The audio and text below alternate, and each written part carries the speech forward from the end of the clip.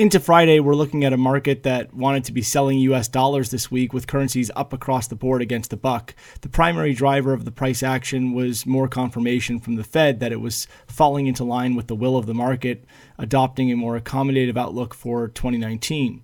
We also saw the US equity market bid up, which helped to drive outperformance in the more risk-correlated commodity block currencies against the majors. Looking at the major themes, we didn't get much from the U.S.-China trade talks, though more talks are expected ahead this time in the U.S.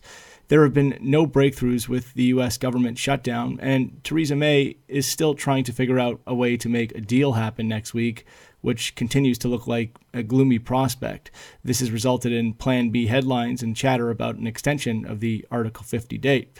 Looking at today's calendar, we get a healthy dose of UK data in the form of industrial production, manufacturing production, and trade, followed up by an important US CPI reading.